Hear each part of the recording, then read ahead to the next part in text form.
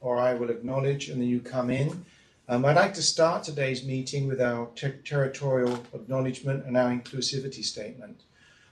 As we know, it's appropriate that we begin by acknowledging that our municipality lies within the traditional territories of the Lohongrin peoples, known today as the Songhees and the Esquimalt nations, and the Saanich peoples, known today as the Startlet, Pukatrin, Sayal, Seacom, and Malahat nations. Also, Saanich takes great pride and emphasis in being an inclusionary municipality, and we place great regard in our diversity and inclusivity and all the richness that brings to our community. Welcome all viewers. What I'm going to do is introduce all attendees. I see that item 5 is to introduce. Is this to introduce all the attendees if people are watching online? Yes. Very good. So is the idea that each member in this list would say hello to the audience? I don't think so. I think as long as you can see them and acknowledge you. Yeah. So today we have the full board. We have Mary Collins, Glenn Crawford, Linda Murray, and Barwan Sarava here. On the staff side, we have Chief Constable Green, Deputy Chief Gary Schenk, Deputy Chief Dean Duffy, and Inspector Steve Morgan, Inspector Todd Bryant, Inspector Rob Warrens, Daryl Harris, and Trevor Dick, and Paul Douglas, with Joanne Coe as our finance advisor.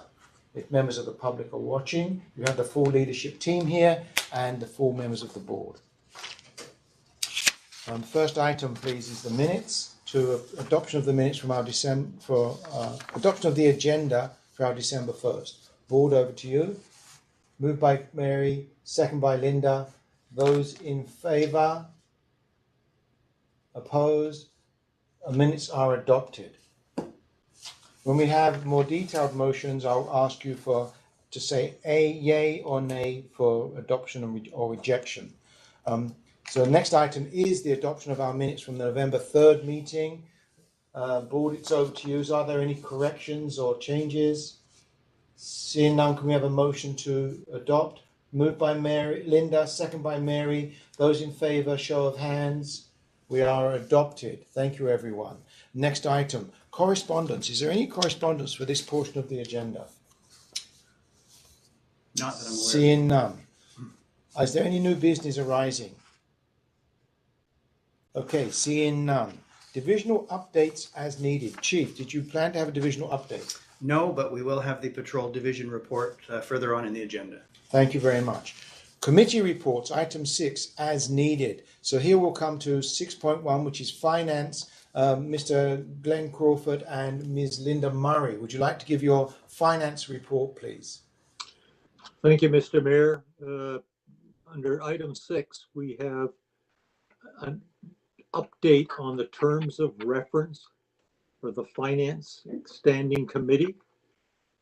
And they're mainly housekeeping, but if the one is on 3.2.2, where we are removing the most current 5-year financial budget and expenditure records to just the current 5-year. It's not a practice that is followed at all. And under 0.3.3.2.1, we have changed quarterly to trimester to agree with what is the process with regard to the municipality, and we have added capital statements. I would like to move acceptance of the revised terms of reference. Moved by Mr. Crawford, second by Linda Murray. Discussion, board. Linda? Unmute, Linda. Linda, unmute. There you go. There we go. Hello, Linda. That's good. Thank you. Just one thing on the bottom of the footer for the document, it's still showing September 5 of 2017. So if we could amend the date on the footer of the terms of reference to today's date, that would be just my comment. Okay, can we capture that, please, staff? Yeah, note here, thank you. And in large part, as we heard from Glenn, this is a housekeeping to be consistent. So on the motion, those in favour? Opposed? Madam Clerk, none opposed. Mr. Mayor, one other comment I just passed under the finance section is that prior to November 30th, as required under the Police Act, the provisional budget was submitted to the municipality of Saanich. Thank you for that. And I have confirmation that Saanich has received and that notice has gone forward as required. That's just to receive for information. So that brings us to the end. Thank you. That brings us to the end of 6.1. We'll move to 6.2, which is governance and strategic planning, which brings us to Ms. Linda Murray. Linda, please. Thank you, Mr. Mayor. One item for today, the board at its latest workshop reviewed the delegation policy for delegations appearing at board meetings. The draft is attached to 6.2.1 in the agenda. And it's pretty standard and it's not much change from the existing policy, but I would welcome any questions and a motion to approve the revised delegation policy as presented. Thank you, Linda. So board or staff, do you have any questions? Seeing none, would you like to make your motion, Linda? Yes, please. I'd like to make a motion that the revised draft delegation policy as presented be approved. Moved by Linda, second by Barwan. Those in favour? Opposed? Madam Clerk, none opposed, unanimous. We have the delegation draft policy approved. Next item, thank you, Linda. 6.3 is human resources. And here we have a couple of special things to do. But first of all, we'll hear from Ms. Collins. Thank you, Chair. We haven't had a meeting of the Human Resources Committee this month. We're planning one in January when we will look at our work plan for 2021. And we will in January also be expecting to have the results of the current inspector competition process, which has been ongoing, and certainly are looking forward to that as well. And I'm awaiting feedback in terms of the terms of reference from the other member of the committee. Correct. And I'm sure that member will get onto that. I'm sure that's on his list. So, Ms. Collins, I think the board also is aware that on the human resource side, we have recently completed our evaluation of the Chief Constable's performance. We're going to deal with that later oh, sorry, go ahead. Yeah. Yes. So what I'd like to do ahead of that portion where we go into more detail is in this public portion, make a special presentation. What you see here, you can't see it so well from where you are. Let's try this in case the public can.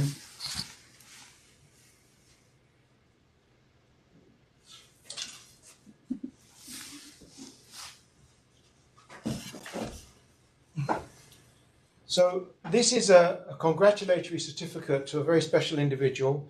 I'll read it out for you, and I think the senior staff may be able to deduce who it is. This certificate of recognition for exceptional excellence in leadership is bestowed upon Chief Constable Scott Green on behalf of the Saanich Police Board. Your exemplary performance as incoming Chief to the Saanich Police Department is tremendously appreciated. You have made Saanich proud. Presented on December the 1st, 2020, signed by myself as the Mayor of Saanich and the Chair of the Police Board, but also endorsed unanimously by the Police Board whose names are assigned. So on behalf of the Board, and in fact on the department, Chief Green, we're very pleased to be able to present you with this. Thank you very much, sir. So there's a second piece we would like to do in the public portion, and I do hope some members of the public are watching. This is a certificate of appreciation. I realize you can't see too much, so I'll read it out. And This is to an additional special group of people. Congratulations. Certificate of our recognition and tremendous appreciation to our dedicated sworn and civilian staff for their collective support for the positive evolutionary initiatives implemented by Chief Constable Scott Green and the Saanich Police Department's senior leadership team. So thank you so much. You're making Saanich proud, and this is presented on December the 1st, 2020, signed by myself as the Mayor of Saanich and Chair of the Police Board, and endorsed unanimously by the members of the board. So, Chief, on behalf of all your uniformed and civilian staff, thank you. Thank you, Mayor. Thank you very much. So, I'd just like to comment a little bit in the open that the appointment of a chief of department is one of the most important tasks of the board and in one of the most pivotal moments in the history of a department. This year has been one of change and evolution led by Chief Green.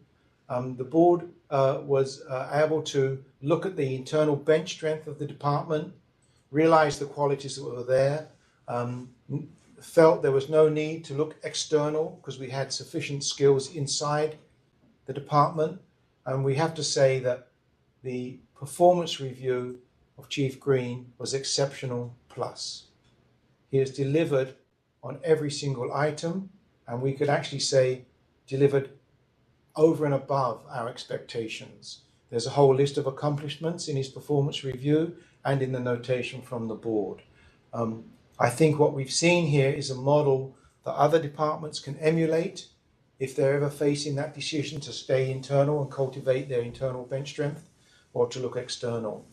But one of the great things that Chief has done is not only deliver on his promise to the board and the department to make sure that the future of the department is well looked after by this amazing ingredients he's put into the succession planning, of which all the senior members listening to this meeting today are part of. So for Scott Green, Chief Green, and all the senior leadership team, thank you so much from my side. So that's the end of the human resource piece here. We'll now go to 6.4, which is the BC Association of Police Boards. Ms. Collins. Thank you again, Mr. Chair. The first item is a submission to the special committee of the legislature regarding the Police Act. We were advised at our board meeting last week that that committee has not yet been reconstituted. It is expected to be, but there may be some change in membership, and there certainly may be some change in the timelines that were originally set out for the committee. Nevertheless, BCAPB is proceeding. We have set up a task working group to develop a submission. I'm on that working group, and we're meeting for the first time on Friday. And I think as we've had some earlier discussions, there are a number of issues I'm sure that our members will be wanting to put forward, and I will certainly keep the board informed as we proceed with that. Secondly, at our board meeting last week, Charlotte Huber, who is a member of the Victoria Esquimalt Police Board, was elected as the Vice President of BCAPB. This was kind of important because Leah Zill, our current president, her 6-year term will be completed in the spring, so she will not be able to continue on. So we're great to have Charlotte hopefully moving into that role. And then thirdly, we anticipate that things will not necessarily be back to normal by March, which is when we ordinarily would hold our conference and AGM.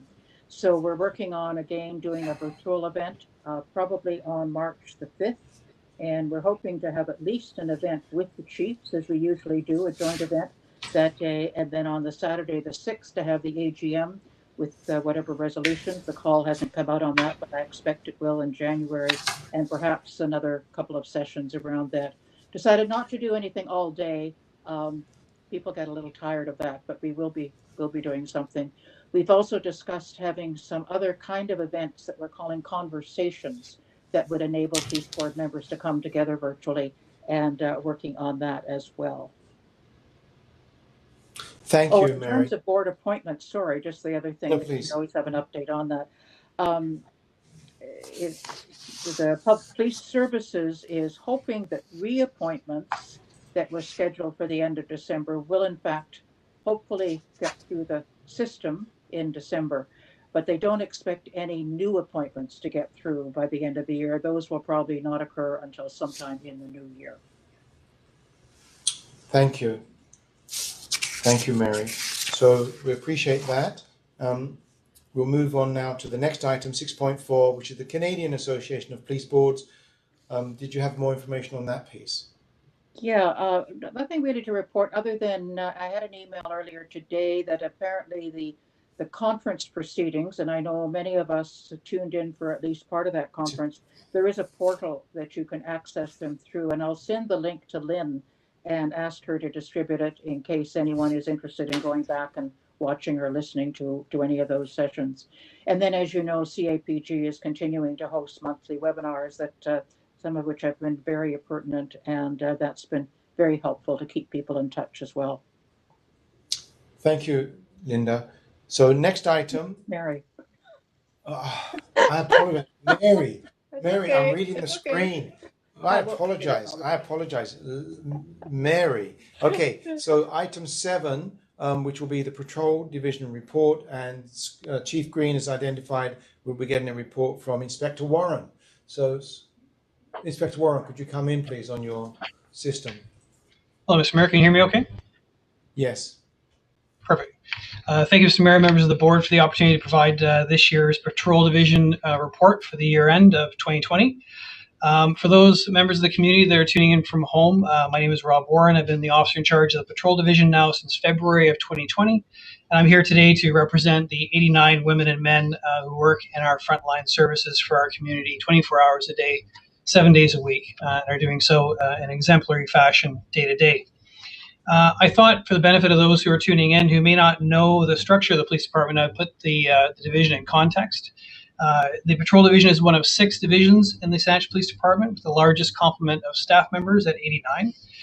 We are supported in our daily work by every other division in the department, including the Staff Development Division, Community Engagement, Professional Standards, Detectives, Administration, and so on. The Patrol Division is broken down into 4 different units to include 4 patrol units, A, B, C, and D, a traffic safety unit, as well as 4 canine officers providing police service dog services on each of our 4 platoons.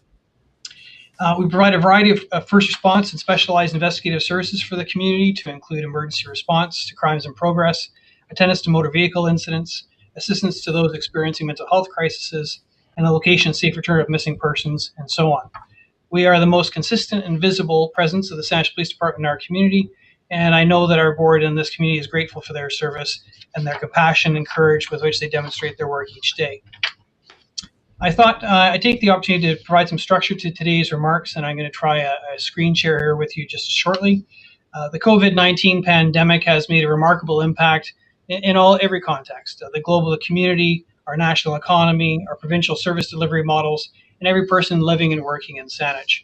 And despite these multifaceted pressures and corresponding administrative complexities, our frontline police service delivery has continued without disruption to the community during these times. And I'm just going to do a quick share here.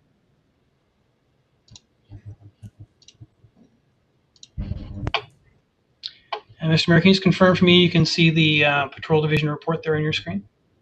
No, we cannot see it. Sorry. I can see it over here. Can you see it over here? I can see it. This bone. Okay. Good. So, board, let's just check the board. Mary, can you see it? Linda, good. Linda, can you see it? Okay, great. Glenn, can you see it? Okay, excellent. So the board can see it. Let's continue. Very good, thank you. So I thought I'd provide a quick overview for today's remarks. I'd like to speak about each of these 3 different sections in order, and give a touch up on patrol and traffic and canine operations and administration, with some attention paid to a few key areas in terms of property and crime trends, some alternate response mechanisms that we put in place, the addition or reorganization of some staffing in patrol, as well as some remarkable achievements by the traffic safety unit over the past year, and an update on our canine services as we move through 2020 and into 2021. So one of the things we often get asked about, Mr. Mayor and Council, is the impact that COVID-19 pandemic has had on crime trends and public safety concerns in Saanich. In advance of today's meeting, I reached out to our crime analyst, Ms. Laura Manning, to develop some comparative statistics of last year relative to this year. And despite what might be a commonly held belief that crime might be increasing or there would be certain crime types that are truly spiking, what we see is a relative level of stability in the types of offenses that we typically respond to based on UCR reporting here in Saanich year to year.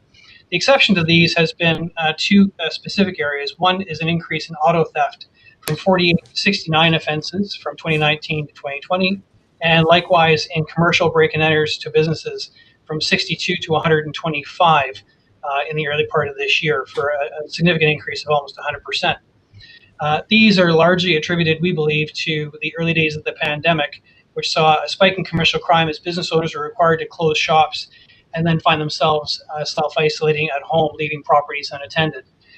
The Patrol Division responded to this in partnership with our colleagues in the Street Crime Unit and support from Inspector Morgan, the Detective Division, by standing up a Patrol Division Property Crime Interdiction Project.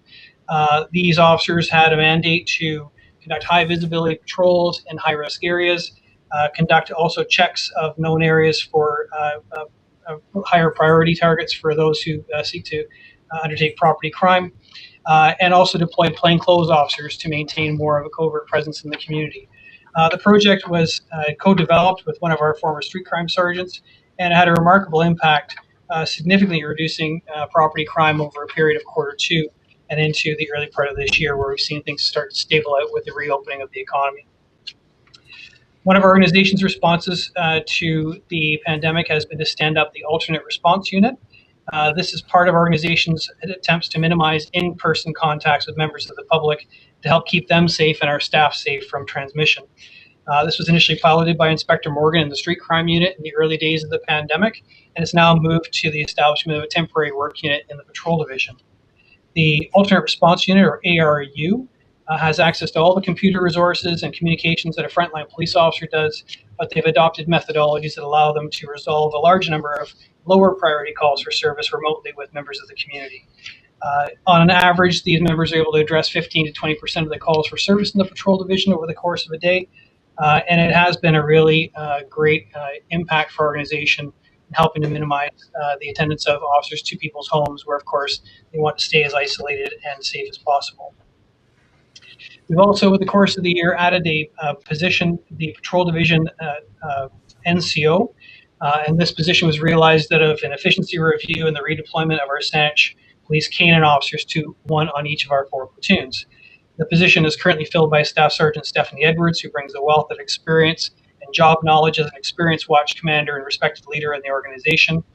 We work closely together on all Patrol Division matters to provide consistent communications and operational support to our supervisory teams in each of the 4 platoons, including the Traffic Safety Unit. This has been an outstanding addition to the divisional leadership team and has allowed us to be very nimble and responsive in the face of numerous challenges that arose each year. These positions are one of those that where you have it in place, you often wonder as to what you ever did with it before you were able to realize it. So it's been a great addition for our division. I'll touch on to some matters in the Traffic Safety Unit now. The Traffic Safety Unit has, of course, a road safety mandate, which continues to be the highest priority for our community stakeholders and is one of our core strategic priorities of the 2018 to 2022 strategic plan. We continue to strive to reduce the frequency and severity of motor vehicle collisions through strategic road safety initiatives, education, enforcement, and stakeholder collaboration.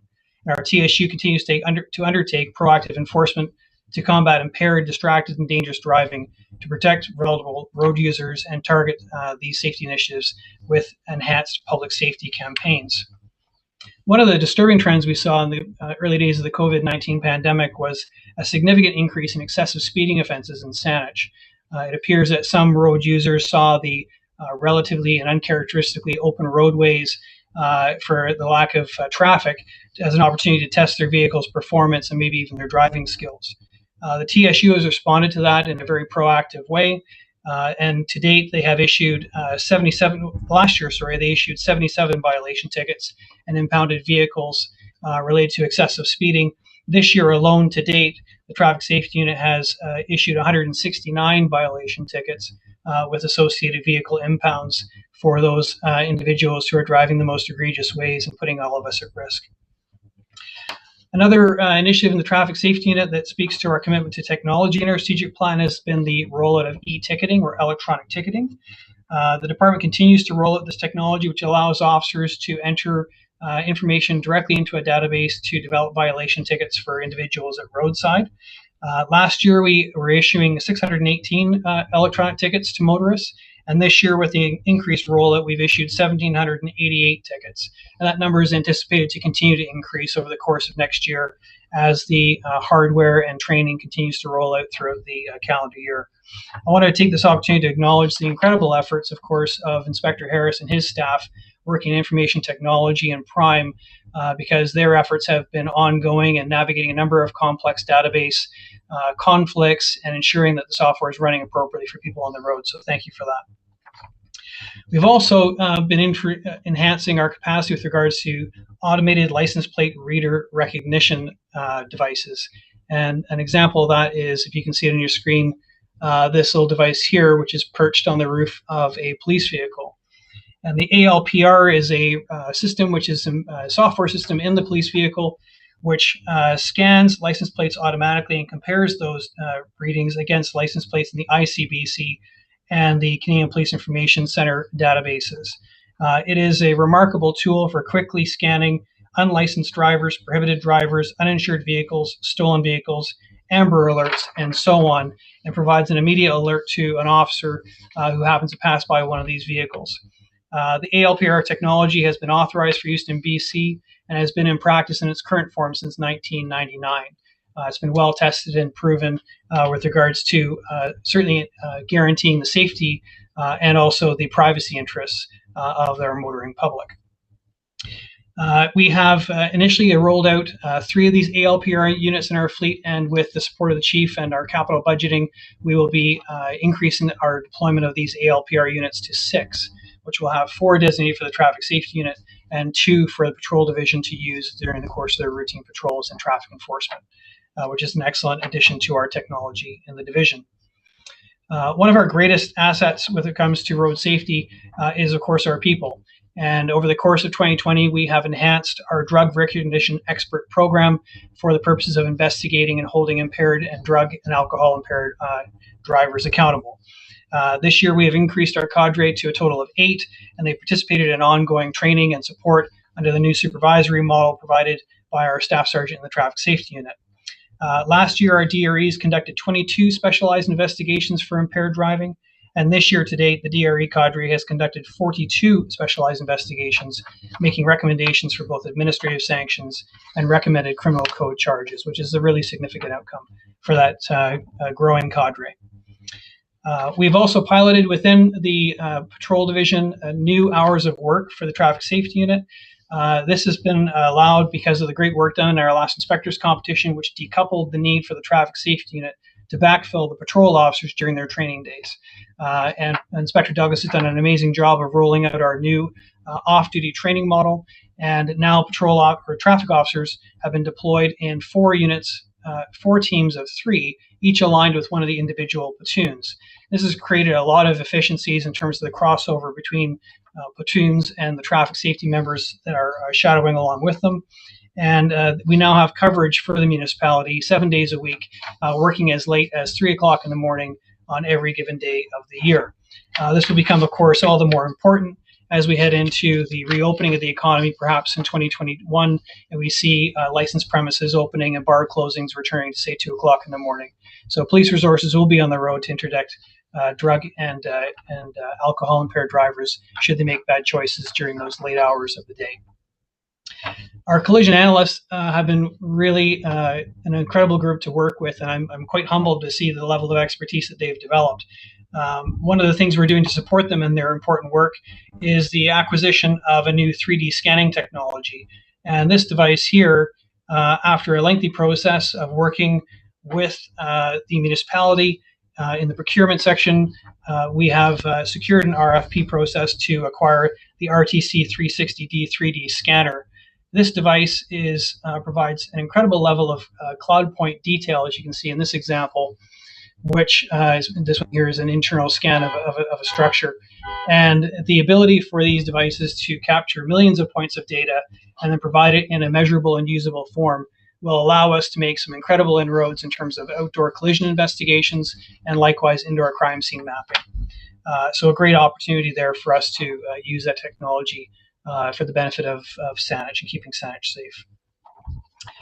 I'd like to point out a couple of recognitions of excellence with our traffic safety unit. This year, the Saanich Police Department had 8 members of our organization who are recognized as members of Alexa's team. The Alexa Awards is a provincial recognition campaign to acknowledge the incredible work of officers who have, at a minimum, removed 12 impaired drivers from the roadways of Saanich or in their municipalities. And those who remove more than 25 impaired drivers from the roadway are considered to be all-star members of Alexa's team. This year we had 8 members of Saanich Police recognized in this provincial awards campaign, and 2 of them made Alexa's all-star team with 27 and 33 apprehensions respectively. So amazing work to the credit of the officers who are so committed to keeping our roads safe in Saanich. And just yesterday, Chief Green was kind enough to participate in the BCACP Traffic Safety Committee Awards, recognizing the outstanding lifetime achievements of Constable Darshan Clear and Sergeant Alan Grzinski, both of whom will be retiring in January from the Patrol Division with remarkable careers in both collision investigation for Sergeant Grzinski and for Darshan Clear, just an incredible track record of proactive enforcement education with the motoring public. So we're very proud of both of them. This is not an awards category that they typically recognize, but upon receiving their compelling submissions, we were really heartened to see that the BCACP Traffic Safety Committee wanted to do something to recognize their individual achievements, almost like a Lifetime Achievement Award. And that was really compelling to see that done for them.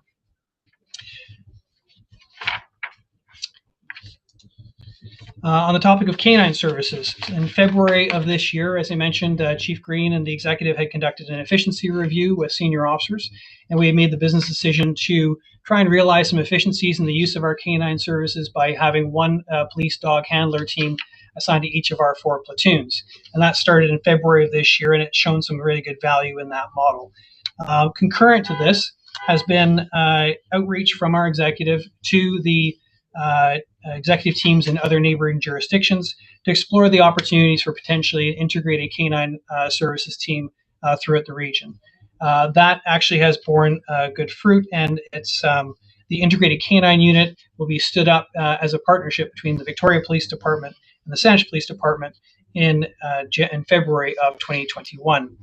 The unit is going to be headed by Sergeant Calvin Ewer of the Victoria Police Department, with the first officer in charge, being our own Inspector Steve Morgan, who himself was once a canine handler and who will likewise have oversight of this new team. So while canine services will no longer be a part of the patrol division in Saanich Police next year, it is really just another step forward to the incredible work that our officers have done and a great legacy of canine services we've been providing in Saanich. And we look forward to enhancing our capacity with regards to drug interdiction, offender apprehensions, and explosive detection capabilities, working in partnership in Saanich as we move forward. Here's a picture I took today of some of our amazing staff that's working today, Your Worship. And I just thought I'd provide some summary comments, of course, because as is the case with COVID-19, it seeps into everything. And it's important, I think, to really highlight the incredible work that these officers are doing every single day for the municipality of Saanich. This will likely be a year remembered as a year that brought forward numerous complex and interrelated issues that demanded a nimble, comprehensive, compassionate, and meaningful response, not only from our police organization, but from the policing profession as a whole. We're continuing to work diligently to provide the highest quality police service to our community while navigating the challenges and risks of the global health crisis and being responsive to both local and international calls for action on issues of Indigenous reconciliation and police reform. Both as an organization and as individuals, we want our community to know that these officers here, myself and everyone else at the department, is fully invested in our advancement of these relationships with those we serve. every Saanich police officer is a community engagement officer, and I encourage anyone to engage with us in meaningful and respectful dialogue at any time. A considerable portion of our community has had the ability to shelter at home, limit their in-person contacts, and refrain from those activities that would put them and their loved ones at risk. This is not the case for our frontline workers, and in particular for our frontline police officers. Policing is an inherently dangerous profession, and even without the overlay of a global pandemic and other factors that serve to increase tensions in the community, our patrol division officers have responded to these challenges with professionalism, optimism, compassion, commitment to do what needs to be done to ensure that our community remains safe, and I'm grateful for their service. I would also like to acknowledge all of my colleagues in their respective divisions who are joining us here online today for their respective achievements within their work units. They've created some incredible outcomes for our community under very challenging circumstances with a nimble approach to ensuring that we continue to move forward. While 2020 might be viewed currently as a year of challenges to overcome, I believe in hindsight it'll be remembered for the professionalism, resiliency, compassion, and the support that our frontline workers selflessly provided to those in need. And we can all be incredibly proud of our Saanich police officers in that regard. So thank you very much for this opportunity to engage with all of you today. I sincerely appreciate it, and I'm happy to answer any questions that you may have. Thank you very much. Thank you, Inspector Warren. So, members of the board, do we have some questions on the patrol division report? Mary, could you unmute Mary and come in, please?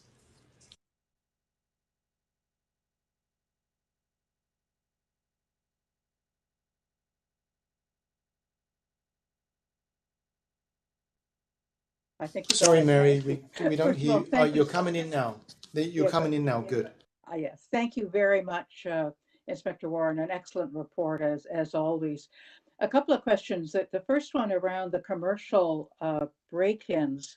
I'm wondering if there is any pattern in those in terms of the kind of commercial enterprises that are being broken in, and in the location. Do they tend to be in a certain location of Saanich, or are they spread throughout the municipality?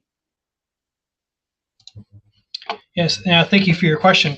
What we saw was that, in particular, underground parking areas and storage lockers were a key area for targeting. So we tried to be more active and participating in ground patrols wherever possible for high visibility deterrence. And likewise, any of the commercial premises, typically in strip malls, then those tend to be targeted as well. So obviously, we have a growing business community, but it's small relative to the overwhelming rural and residential areas that we have here in Saanich. So largely in our center and west zones is where we saw the majority of those things happening. Thank you. And my other question was around, of course, recent developments in terms of limited gatherings and wearing masks in commercial stores. I know there's been at least one instance of a fine in Saanich of an inappropriate gathering.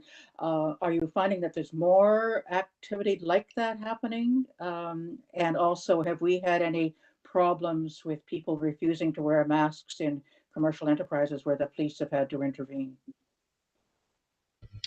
Thank you. No, I'm not aware of any to this point, and I'll certainly verify it for you in terms of checking in with our staff on the reporting of violation tickets.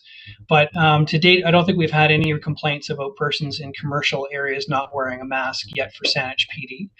We have had a number of, albeit few relative to the number of homes that we attend, of course. We've had a few where enforcement action was required. And of course, our approach is always one of trying to gain voluntary compliance from the outset. We want individuals to make smart choices because we know that that's exactly the messaging of our public health officers is we need everybody to be making smart choices. Where that dialogue breaks down or it's just apparent that the individual is not going to be responsive to ongoing requests for compliance with the public health order, then violation tickets have been issued. But it's a relatively small number relative to the number of people that we've engaged with. Well, that's good. And again, just congratulations to you and to all the members of your division, the women and men who work so assiduously and vigorously to ensure we have appropriate levels of community safety. Thanks. Well, thank you very much. Thank you, Mary. Other members of the board, Barwon, Glenn or Linda, do you have some input or questions? Okay, seeing none, I had a couple, Inspector Warren. Very interesting to hear about the change in the crime stats, auto break-ins from 40 to 69, break and entry is 62 to 120. But on the traffic safety unit, going from 77 to 169 incidents of high speeds on our roads, in those cases, presumably they were going high speeds and presumably there were significant tickets there. Would that be the case? Yes, Mr. Mayor, that is correct. So when a person is offending under the Motor Vehicle Act in excess of 40 kilometers an hour, they're subject to a fine for excessive speeding, and they're also subject to a vehicle impound for a number of days as a result of the offense. So those are roadside provisions that are handed out at the time. The tow comes into effect immediately, and it is a significant deterrent for those individuals that have been caught, yes. Thank you. So then my question would be, those individuals that were caught in that way, did you find that some were re-offending, or was, once they were caught, there was a behavior changing deterrent? That's a good question. I'm not aware of any persons who were ticketed and impounded earlier in the year and then subsequently came to the attention of us for a second time, but I can verify that for you. Yeah, I think that would be interesting, just if it's not tricky to do. A second item is this one. As you know, Prospect Lake Road underwent an ICBC audit for safety because of some of the characteristics of that road and collision data. We just have noted that the engineering have posted the speeds now to 30k. Do you have any perspective about that and how you're going to approach that change? Yeah, thank you, Mr. Mayor. I did get copied on the correspondence indicating that the speed limit had been reduced, and there's a line painting, I believe, going to be put in for a set stretch of that road there. So our officers would be happy to come out and assist with education of the local motoring public once those limits are in place, and if necessary, proceed with enforcement action to help others. That's typically how we approach things when we have a problem-oriented traffic safety issue in the community. We'll start off by attending the area and making an assessment of the risks that may be at play, engaging with motorists, perhaps issuing warning tickets to try and get community compliance, especially for those who most commonly use those areas. It comes as a bit of a surprise sometimes to people who live in a particular area, but it's sometimes those people who live in the area and become comfortable with the roadway that may find themselves traveling in excessive limits. So it's about educating people in the area as well as those traveling through. And then after that, of course, we take the stance that traffic enforcement is sometimes necessary to change driver behavior, and we will be assisting with that as the time comes. Thank you very much, Inspector Warren. That's very good. I appreciate that set of detail and look forward to seeing how this goes forward over the next 6 to 12 months. And maybe I'll touch base with you again because, in a sense, it's an ICBC initiated change in that road to moderate driver behavior. So it'll be interesting to see if we achieve that. Any further questions from the board? Barwan, please. Yes, actually, there was a extensive report on this in the Times Colonist today, outlining the section of the roads where the speed has been reduced, and also the installation of the centerline rumble strip or warning strip, so that to assist with the driving under difficult conditions there on the street as well. So there has been some publicity about it. That's correct, yes, and it's been announced for some time, so it'll be interesting to see how our educational tools are having an impact. But thank you for observing that, Barwan. Any further comments? Seeing none, Chief, I think we've finished with that section. Thank you. Thank you very much, Inspector Warren. So we now come to item 8, which is the proposed 2021 board meeting dates, and I think people see the January 5th, February 2nd, March 2nd, April 6th, May 4th, June 1st, July and August at the call of the board, September 7th, October 5th, November 2, December 7th, all in 2021. So any comment or feedback, board? I think we need then a motion to approve those board dates. Moved by Mary, second by Linda. Those in favour? Opposed? None opposed. We are approved on those dates. Thank you, staff.